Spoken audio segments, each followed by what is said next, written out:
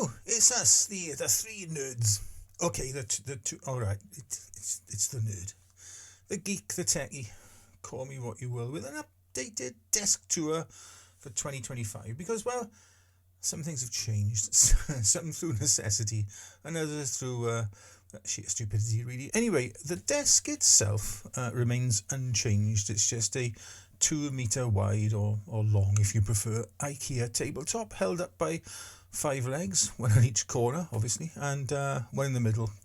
I've then got an IKEA drawer unit and a cupboard. I think they're the Alex ones, is it? For hiding away all those things that you don't want to see but need, close at hand. On top of the desk, I got an Amazon Basics, I think it is, shelf, but true to form, I ordered the wrong one, and it's a bit smaller than I wanted, but I only noticed after I put it together, so I couldn't return it, but it'll do. The major change, though, is in my, or one of the major changes is in my computer setup. Now, for as long as I can remember, back to 2007, in fact, I've used an Apple desktop computer of some sort, a couple of iMacs, followed by a couple of Mac Minis, and the last Mac Mini I had, an M2 Pro version, was a great computer. That is, until its Wi-Fi antenna or card, whatever it is, packed up. So instead of buying a new Mac Mini, I decided to put the effort in and convert my whole system over to my M4 MacBook Pro. A much more powerful machine as well. Now, I got the one with the extra processor and graphics cores, even though I don't know what that means, and 24 gigabytes of RAM and a 1 terabyte internal SSD. Now, by putting the effort in, I mean connecting the laptop up to my monitor and all my SSDs and hard drives, and there are a few, using just one cable, and after some gentle fettling, I got it all to work. Suffice to say, there's no difference really, other than a significant upturn in performance over the old Mac Mini system I had. I'm not going to get rid of that computer altogether. If in the future I can run an Ethernet cable to this room without incurring the wrath of Lisa, then I'll do it.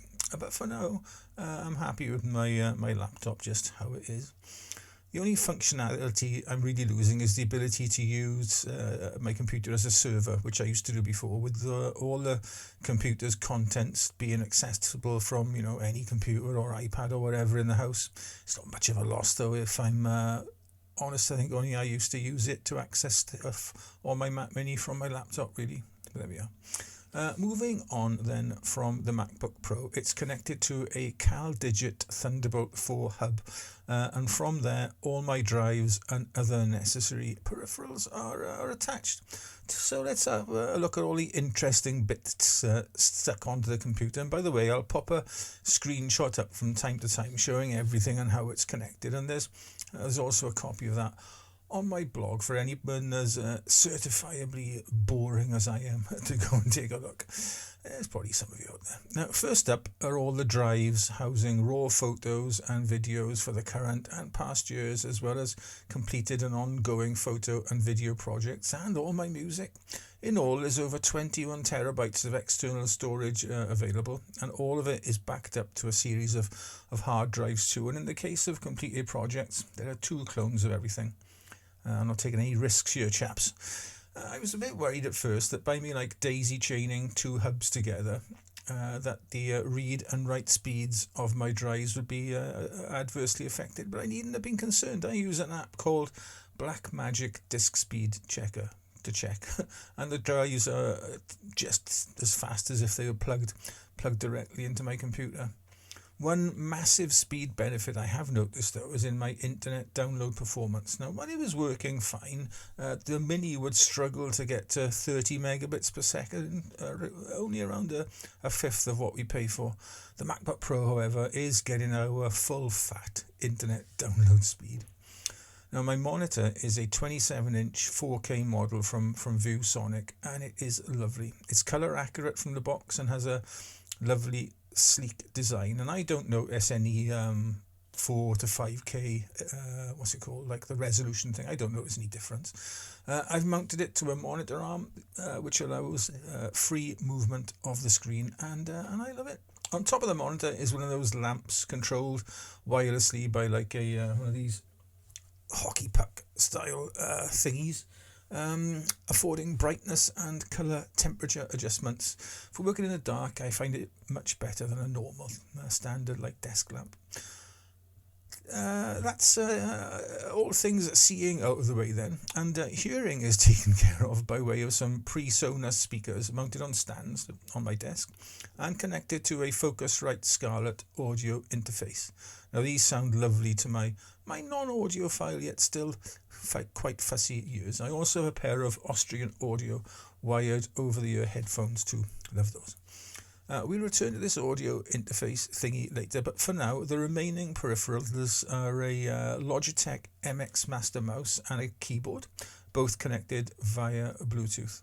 Now, I moved away from the Apple mouse and keyboard I was using, mainly for the charging functionality, really. Both were charged by old-fashioned, 18th century lightning cable technology, rather than bang-up-to-date USB-C. And in the case of the mouse, the brainless design meant it couldn't be used while it was charging. The charging point was on the bottom.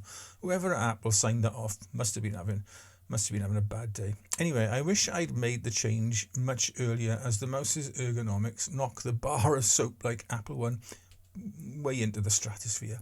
The keyboard is also much nicer to type on than its Apple counterpart, and both, as I said, are USB-C charged. My printer is still the Canon Pro 10S model I've had for more years than I care to remember now. Every time I need to get more ink, I say to myself that enough is enough and to stop paying these ridiculous prices, but every time I give in again.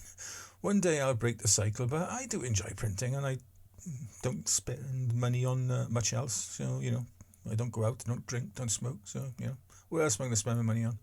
Oh, I've also connected up some RGB lighting to all this stuff to give it a bit of a wow factor after dark. Pointless, I know, but I'm shallow like that. See.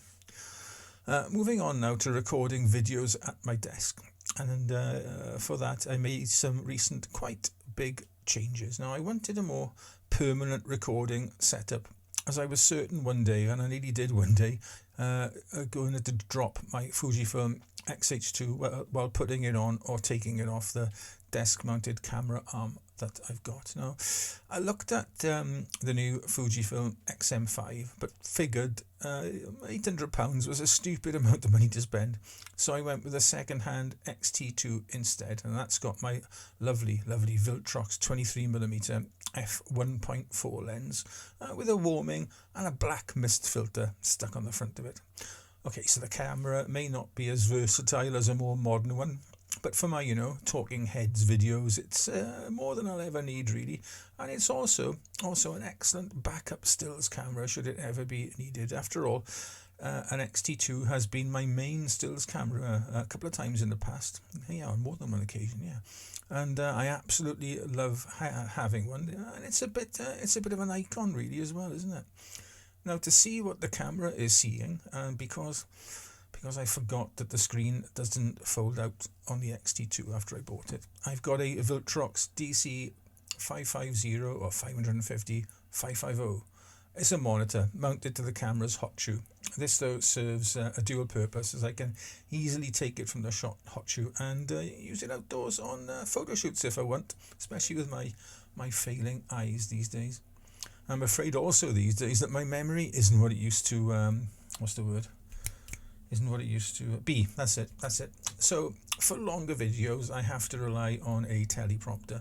Now the software I use is an iPad app called Parrot, and it all works really well, even if sometimes it's all rather obvious I'm reading from one. Back to audio, Dexy. And to record myself, I use a Marantz condenser microphone attached to my audio interface with an XLR cable, Dex, and it's held up by a simple desk mount microphone stand. You Dexy, the microphone picking him up then? The whole shebang is lit by just two cheap ring lights, and they do the job more than adequately. I mean, I like to have a cozy fireside look to my videos, so I don't need some, massive softbox and mega powerful, lighting rig all, rigged up. Lastly, my chair is just a cheap IKEA one. If I was spending more than just half an hour, or a couple of times a day at my desk, I'd get something better. But for now, this will do me just fine. And there we have it. My new desk setup for 2025. I hope you found this mildly interesting, and let me know in the comments what you might add or take away from this setup to make it a better one to use. All right then.